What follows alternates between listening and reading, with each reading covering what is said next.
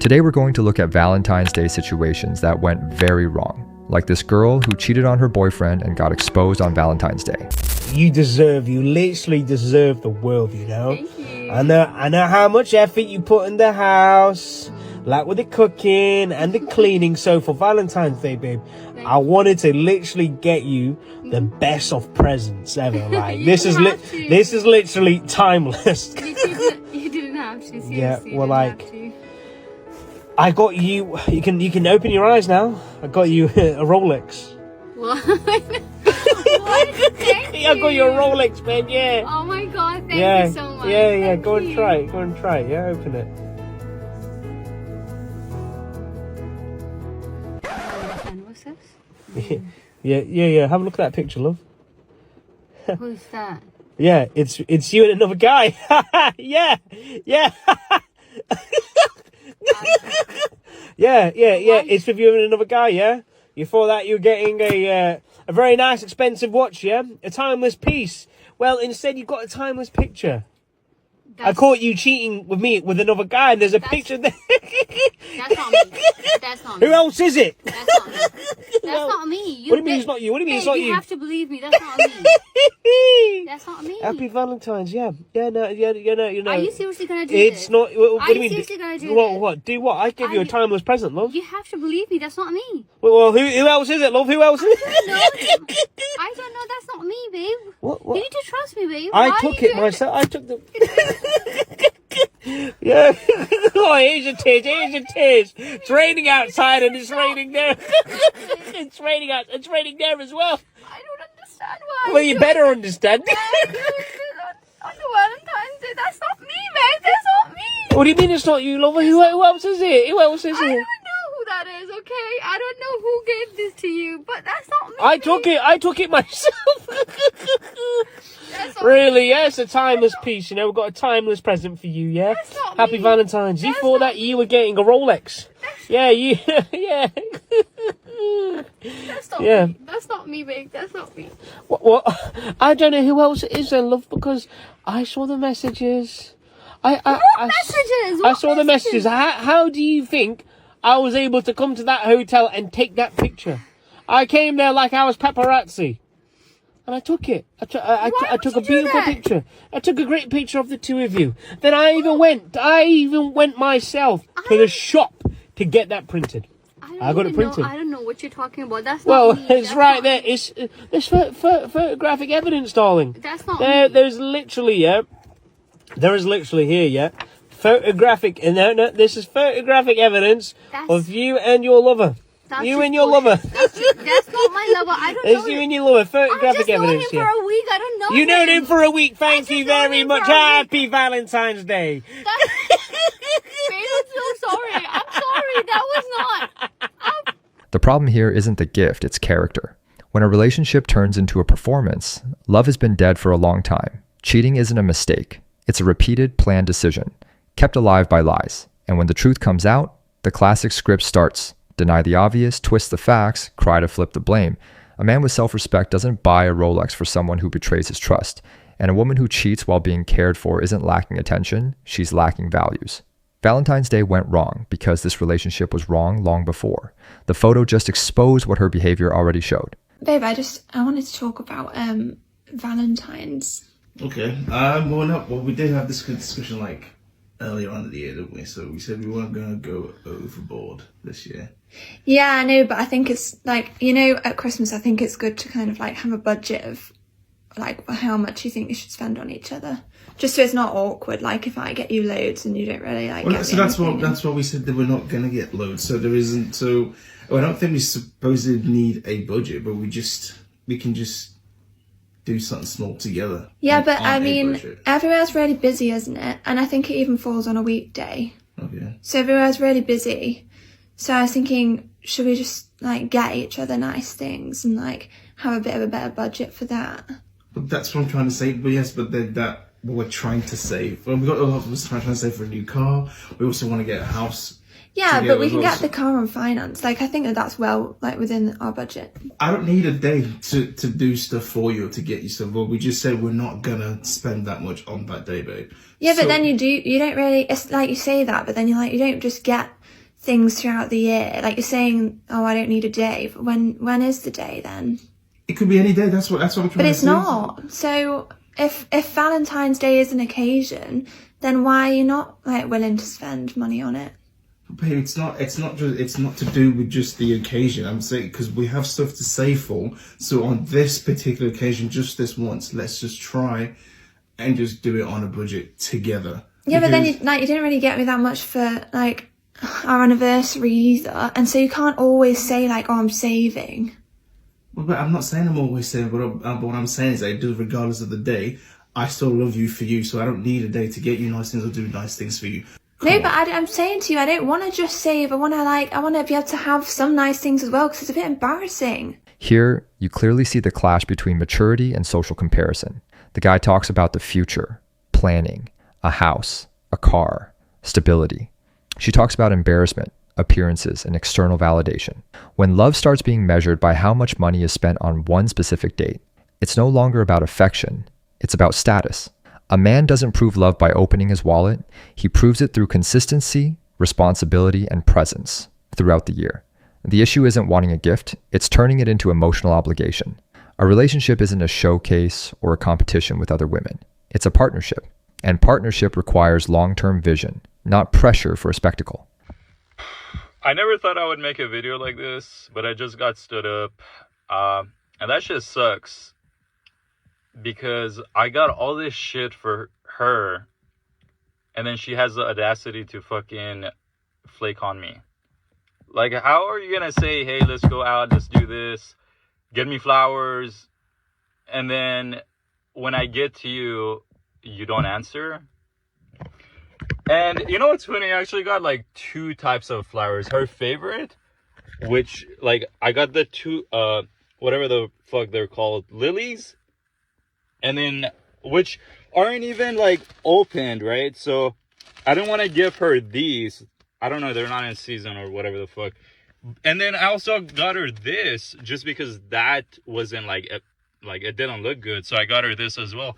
I got this fucking huge ass balloon.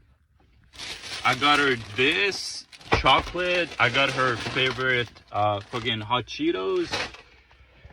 I don't know, man. I'm about to give up. I fucking hate this generation.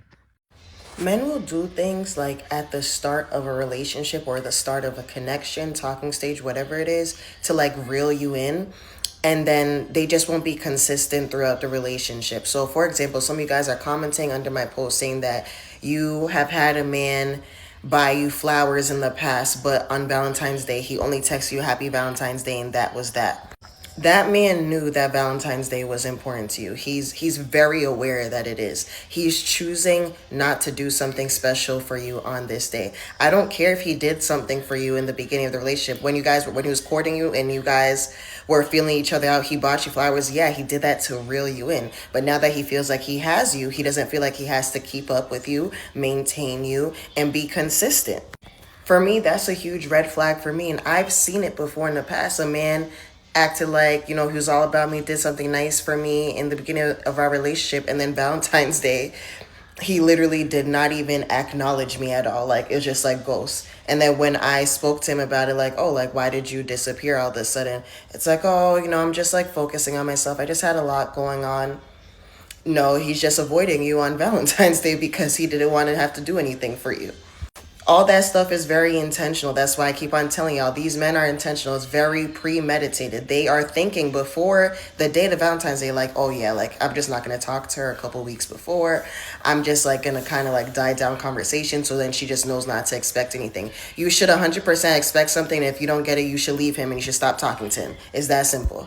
This mindset comes from a distorted view of relationships, where everything becomes a test and a demand. Not every man who reduces grand gestures is manipulating. Sometimes he just matured, moved past performative courting, and entered real life. Confusing that with lack of interest is dangerous. Love isn't constant entertainment. Creating the idea that a man owes proof of love on specific dates turns affection into debt. Teaching women to leave relationships over unmet expectations creates cycles of loneliness, not love. A serious man doesn't live to please a calendar. He lives to build something solid, even when it's quiet. Do you guys want to hear about my worst Valentine's Day ever? I'm going to tell you.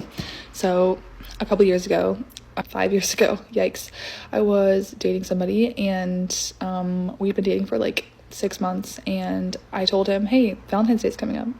This is my first Valentine's Day with a man, and that's pretty special. I would like to do something special for Valentine's Day, even if it's just like going to dinner, whatever. He's like, yeah, I got you. By the end of January, he still hadn't said anything to me about Valentine's Day. So I asked my friends to go on a covert mission and ask him what he had planned, obviously. So when we were all out at the bar, I went to the bathroom and they asked him, like, what are the plans for you and Brie for Valentine's Day? And he's like, don't worry about it. I got it covered. I got a reservation. Like, you got nothing to worry about. So they report this information back to me, and I'm like, beautiful. Love surprises. And it's hard to surprise me. So I was like, this is great. So I got a new outfit.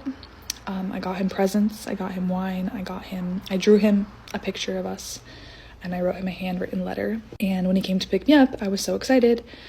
He did have flowers for me, which was the first time he'd ever got me flowers. So I was stoked. I was stoked on the flowers. And on the way there, he was like, where do you think we're going? I was like, I have no idea. I actually am gonna be so surprised. I'm never surprised. So you really got me this time. And we're like driving out towards the beach. And I'm like, what's near the beach that's like a nice restaurant? Spoiler alert, there's not one. He pulls off into a dirt parking lot. He's like, I bet you know where we're going now. It's one of your favorite places. I'm like, this has to be a joke, because he pulled into the parking lot of a dollar slice pizza place that we go to when we go to the beach all the time. Like literally like a shack. It's a pizza shack. It's like you sit down and you get your dollar slice pizza and your dollar beer and you go on your way. He took me there on Valentine's Day. I was like, this is really funny. This is a good prank. Now take me to the real restaurant, please. No, he was being serious. He was being so serious. So we went into this restaurant, me and my new outfit that I bought. He's like, I ordered you a Corona. I'm like, so romantic.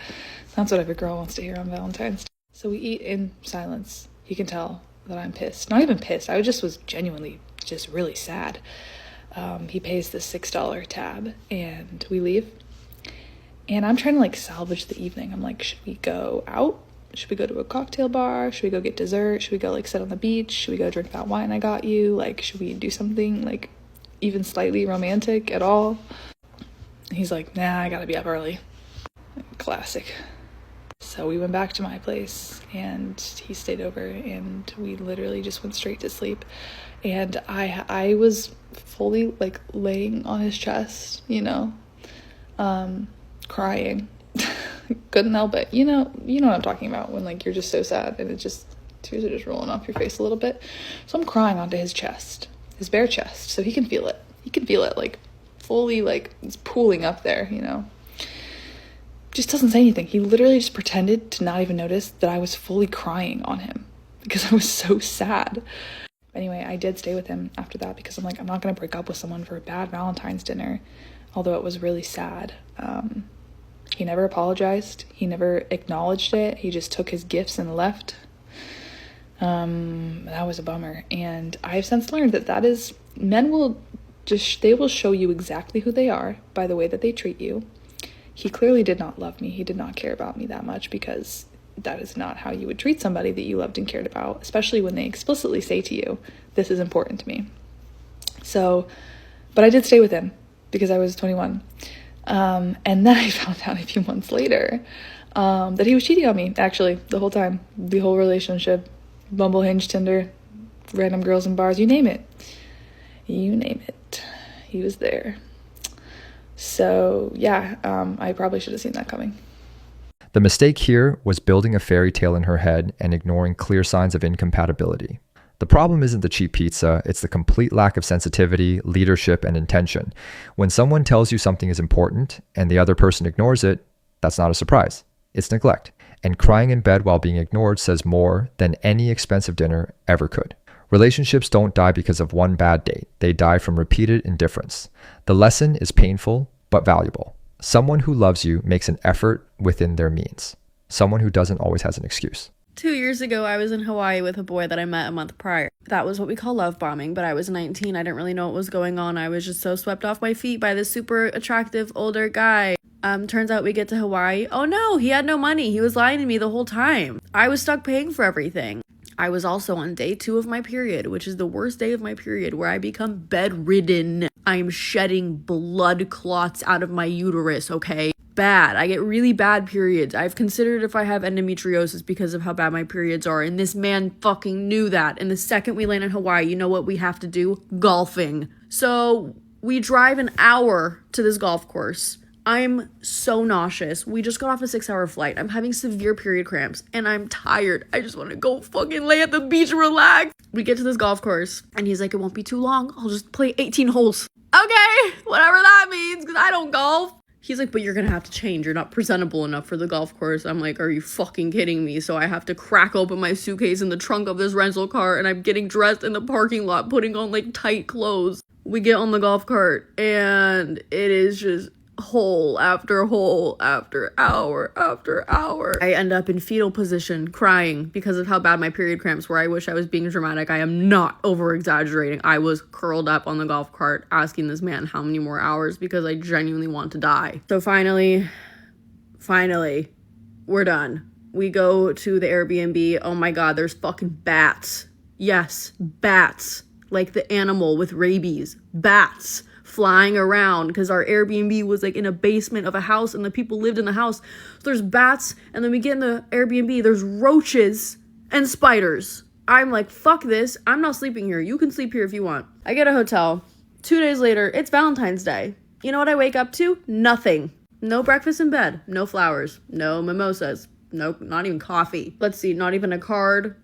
What do normal people wake up on Valentine's Day with? I don't know. We were fighting all day. Finally, 9 p.m. I'm exhausted. He goes, I'm gonna need you to leave the room and wait in the lobby. I'm like, I don't want to fucking do that, okay? Valentine's Day is over. I'm not doing that. He's like, well, you have to. You're waiting downstairs. I wait downstairs for 2 hours. I go upstairs. Oh my God, you guys. Hold on. And this is what I see. I was so fucking pissed. This man made me wait all day. And then he sets this shit up, and there was a very long card, front to back. I read it. It was him asking me to be his girlfriend. I said yes, but I had a tummy ache when I said yes because I knew I did not really want to date this man. And the rest of the trip went downhill from there. We fought every single fucking day. Like, this trip was a trip from hell. My wisdom teeth were so bad that I was laying on the couch, like, massaging my face, and he was being so annoying. Had to watch a basketball game behind me. And I'm like, ow, my face really hurts. And I was like, do you want to massage it for me? He's massaging my face and fucking slaps me in the face, okay? Slaps my face 3 times when he was done. And I have a video. Ow! Alright. Well done. What'd you do? Well done, innit? That's how you finish off the tradition, yeah? Yeah, so that was so fun, and he proceeded to do shit like that the whole trip, and then he would chase me on the beach at night in the dark with a stick and wouldn't stop, and I would be screaming for help, and not in a funny way. And that was my Valentine's Day. So, maybe be grateful you don't have a boyfriend, because I sure am. Here, there's immaturity on both sides, but especially a man with zero structure to lead any relationship. Lying about money, forcing routines, ignoring physical pain, and crossing physical boundaries is boy behavior, not man behavior. Love isn't fast intensity or fancy trips. It's practical care and respect. Accepting that at 19 is understandable, but romanticizing it later is dangerous. Valentine's Day was just a reflection of a relationship that was chaotic from the start. A real man protects, provides within his limits, and never humiliates or scares the woman by his side.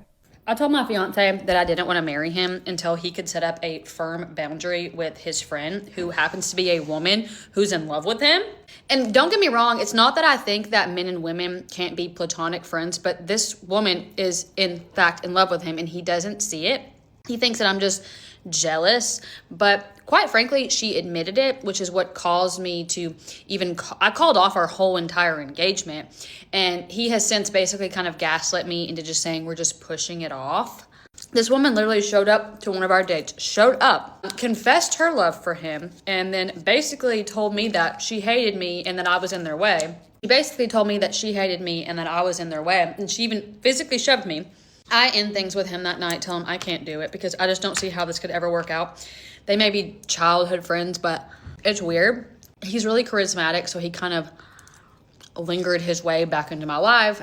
He had put up a firm boundary with her, right? He wasn't texting her as much. They weren't having these inappropriate conversations on his phone that I had found, where she's basically sending him shots of her at the gym asking if it looks good. That had been put to a stop, but we went out with some of our friends out to a little cabin, and she basically took her top off in front of him and all of his friends and asked if she had a bikini body, because apparently she has trauma and her ex said she didn't.